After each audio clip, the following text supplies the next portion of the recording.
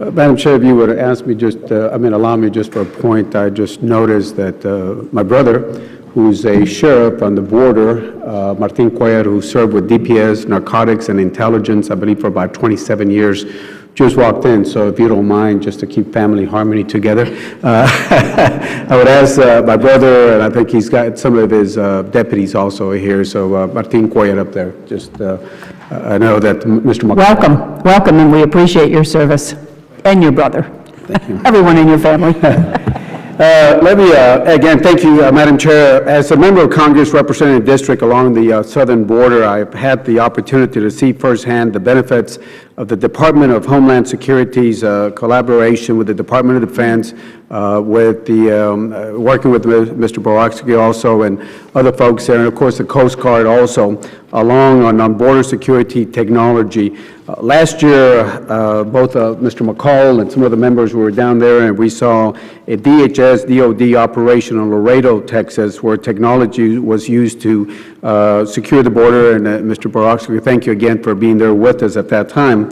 DIA, I believe, was the other partner.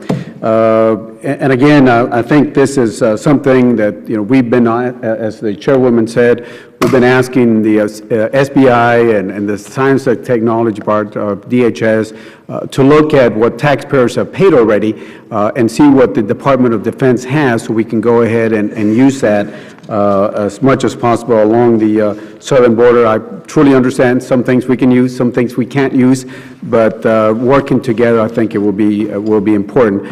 Along with, again, with my other colleagues from Texas, Mr. McCall and myself, we've been supporters of the DHS use of unmanned aerial systems, the UAS, along the border. We just got our second one down there. We'll be working with General Kostenik on that one. And again, this is another example of technology developed for the DOD has been a proven invaluable DHS border security mission. Most recently, with Chairman McCall, we traveled on a congressional delegation. Mr. Duncan, I believe, Mr. Duncan was with us also. And we traveled to the Middle East down there, and we're in Iraq and Afghanistan. We saw some of the technology that I think will have an application for Homeland Security.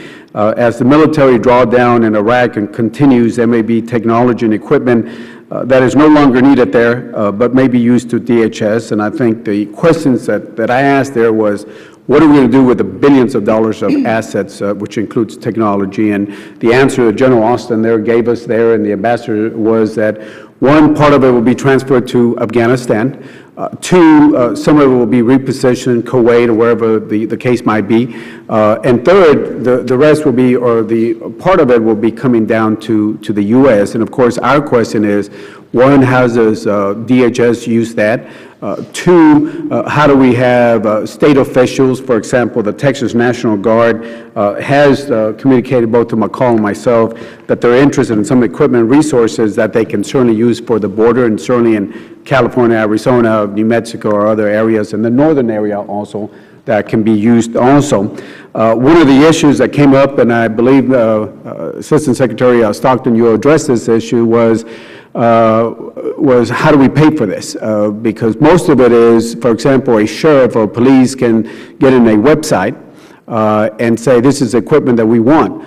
But the understanding, at least what they told us in Iraq, and I think you gave us you will give us an answer, was that who's going to pay for this technology? I mean, you're going to have a small town sheriff that's going to say, I want this technology, but how much would it cost to bring it from Iraq all the way down to Arizona, for example? And it might be prohibitive. But my understanding is there might be where there's excess space that they can put on, and we certainly would like for the committee to hear this. This is something that the northern border, the southern border can certainly use, and whether it's DHS, Mr. Borowski, whether it's a sheriff or a National Guard, I think this is something that we certainly want to look at as to how we can do that, because I was talking to Mr. Norm Dix about putting some language there in the appropriation bill to see if we can take care of this. But if it's something that y'all could handle, or something that we might have to follow up, I would ask you to do that. So again, I'm also pleased that we also have the Coast Guard here present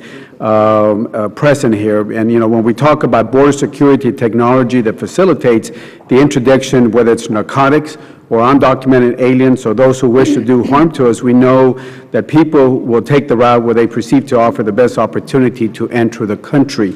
If we secure the land borders and the maritime borders, people will, if we take care of the land, they'll go through the maritime. We push on the maritime, they'll come in. It's like a balloon that you press and it'll pop up somewhere else. So we got to make sure that we all work along, and certainly the maritime, the Coast Guard is something, and certainly in the Texas border, we have the Rio Grande. It is an area of international waters.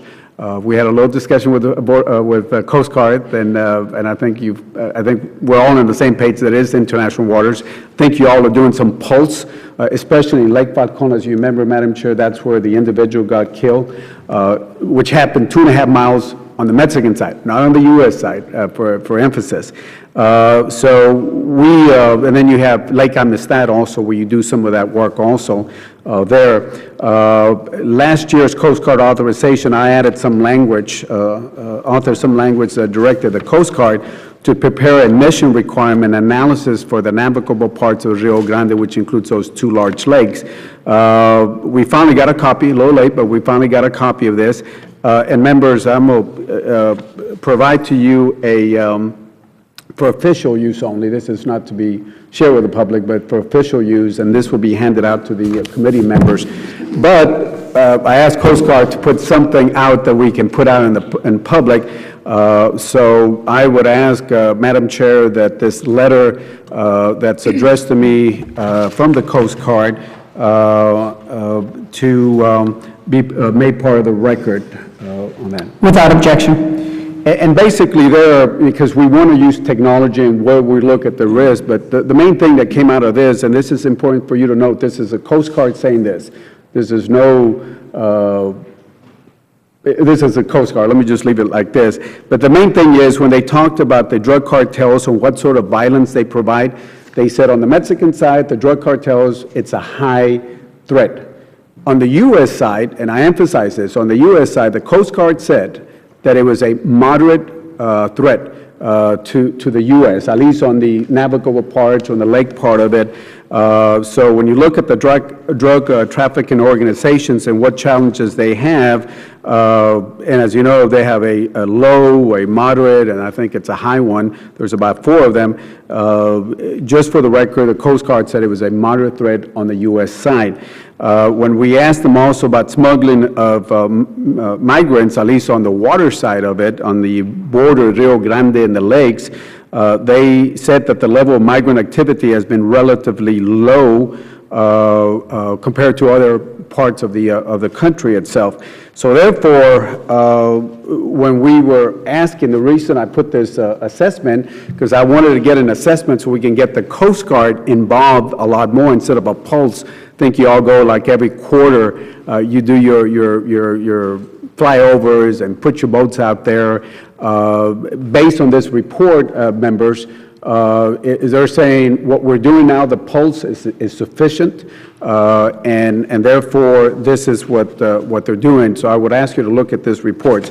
Finally, just to go ahead and conclude, we know that we're in particularly tough budgetary times, but again, as the Madam Chair and a lot of us have been saying for a long time, if there's taxpayers' dollars that have been used for the defense, let's use that for Homeland Security. So I certainly look forward listening to the witnesses, and I thank you all very much.